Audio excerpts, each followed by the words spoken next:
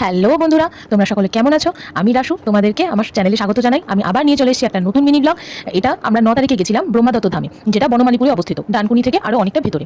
আমরা ওখানে চলে গেছিলাম সেদিনকে। আমার বাড়ি দমদম। দমদম থেকে আমরা অনেকটা রাইড করে চলে গেছিলাম, আমি আর আমার হাজব্যান্ড। আমাদের তো ভীষণ ভালো লেগেছিল জায়গাটা, পুরো গ্রামের মধ্যে একদম মানে বলতে গেলে কিছুই চলে না ওখানে। আমি তো মানে গাড়ি ঘোড়া সেরকমভাবে দেখলামই না। কেউ যদি গাড়ি রিজার্ভ করে ব্রহ্মাদত্ত ধামে না যায়, তাহলে ওখান থেকে ফেরাটা আমার মনে হয় একটু চাপই আছে।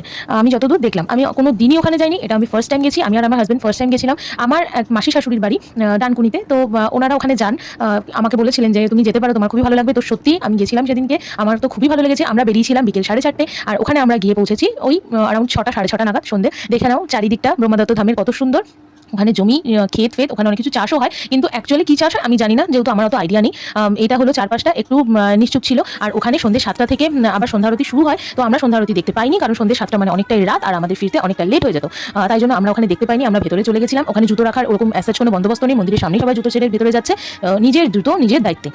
ওখানে কোনো জুতো বা ব্যাগ বা মোবাইল আউটসাইডে, মানে কিপ আউটসাইড, ওরকম কোনো ব্যাপার নেই।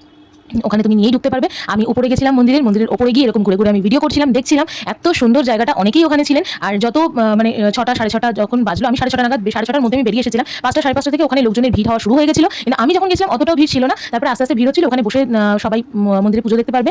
এটা আরেকটা মূর্তি ছিল ঠাকুরের সামনে। আরেকটা জায়গা আছে, সেখানে কুবের দেবতার, যতদূর আমি জানি ওটা কুবের দেবতার মূর্তি। আমি অতটাও ভালো জানি না, যদি ভুল হয়ে থাকে তাহলে আমাকে কারেক্ট করে দিও। তোমরা যদি জেনে থাকো তাহলে আমাকে বলো। এই দেখো কুবের দেবতার মূর্তি, সামনে আমাদের ব্রহ্মাজির মূর্তি। তো আমি ব্রহ্মাজির মূর্তিও তোমাদের দেখাবো। ওখানেই পুজো হয়, আর প্রসাদ ওখানে বিলি হয় অল টাইম, আর টিকা পরিয়ে দেওয়া হয়। আমিও টিকা পড়েছিলাম, প্লাস প্রসাদ নিয়েছিলাম। ওরা নকুলদানা সকলকে দেয়। আর এই যে দেখো আমাদের ব্রহ্মাজির মূর্তি, সবাই প্রণাম করে নাও, আশীর্বাদ নিয়ে নাও। আর তোমরা যদি কেউ যেতে চাও তাহলে অবশ্যই যেও, গুগলে সার্চ করে।